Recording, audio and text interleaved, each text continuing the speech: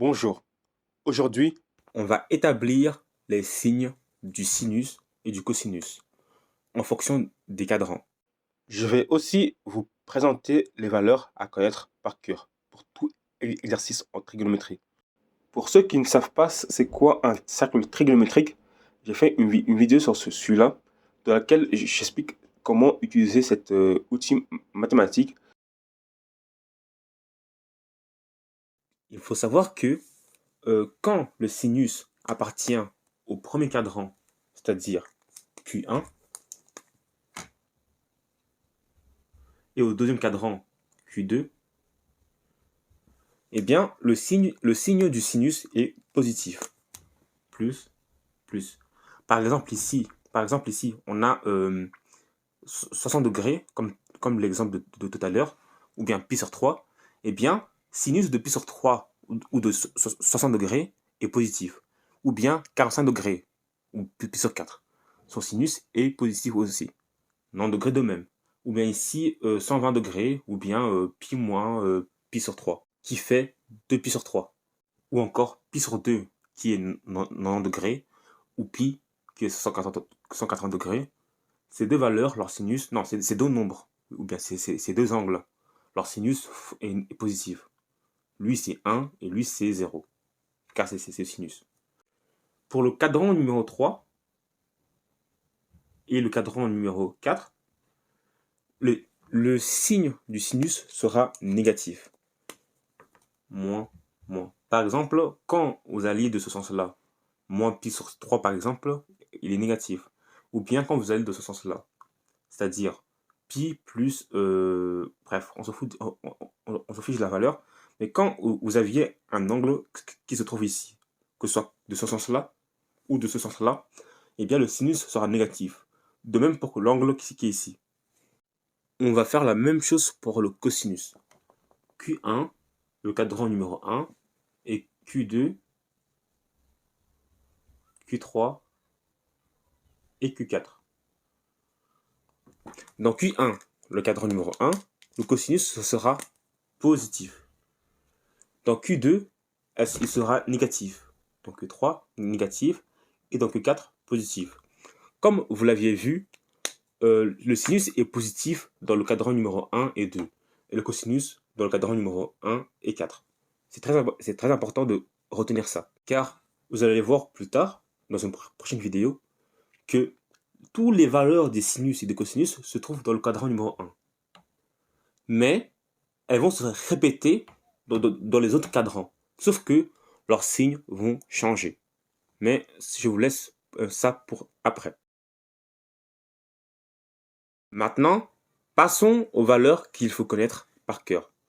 C'est-à-dire les sinus de tel angle et les cosinus de tel angle. Il y a en réalité deux méthodes pour connaître ces valeurs par cœur.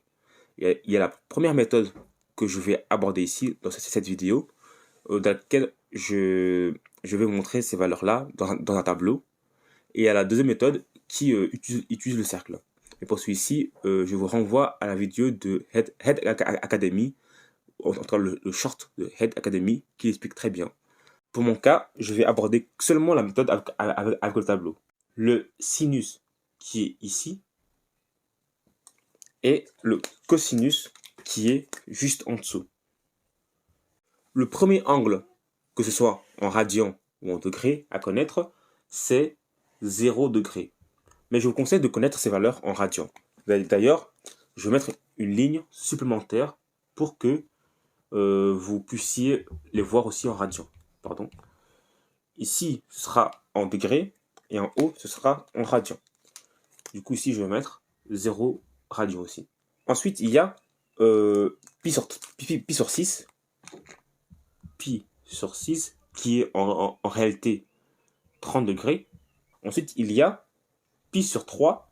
Non, pas pi sur 3. D'abord, il y a pi sur 4 qui est 45 degrés. Pi sur 4 qui est 45 degrés. Et pour finir, il y a... non, du coup, avant de finir, désolé, il y a pi sur 3 qui est 60 degrés. Et maintenant, pour finir, il y a pi sur 2 qui est 90 degrés. Pi sur 2, 90 degrés. Pourquoi je dis que ceux-là sont à connaître par cœur? Car vous allez voir que beaucoup, en fait, tous les autres angles qui restent vont tourner autour de ces valeurs-là. Dès que vous allez connaître ces valeurs-là, vous allez voir que grâce au cercle, vous allez connaître toutes les valeurs trigonométriques. Oui, je vous l'assure. Dans une prochaine vidéo, je vous montrerai comment. Ok, commençons. Sinus de 0 degré, ou bien c'est 0 radian, c'est 0. Sinus de pi sur 6, ou bien de 30 degrés, c'est 1 demi. Sinus de pi sur 4, ou bien de 45 degrés, c'est racine de 2 sur 2. Sinus de pi sur 3, ou bien de 60 degrés, c'est racine de 3 sur 2. Ici, c'est racine de 2 sur 2. Et ici, c'est racine de 3 sur 2. À ne pas confondre. Et pour finir, le sinus de pi sur 2, ou bien de 90 degrés, c'est 1. Maintenant, pour le cosinus de 0 degré, ou bien de 0 radian, c'est 1. Cosinus de pi sur 3, ou de 30 degrés, c'est racine de 3 sur 2. Cosinus de pi sur 4, c'est racine de 2 sur 2. Cosinus de pi sur 3, c'est 1 demi. Et cosinus de pi sur 2, c'est 0. Comme vous l'avez vu, il y a une certaine symétrie, on va dire. C'est-à-dire, ici, on commence de 0 et on va à 1. Et ici, c'est l'inverse. De 1, on va à 0. 0, 1 demi, 0, 1 demi. C'est la même chose, hein, sauf que c'est le chemin inverse. Pour l'autre méthode, utilisant les cercles trigonométriques, je vous renverrai en description le short de Head Academy qui l'explique très bien.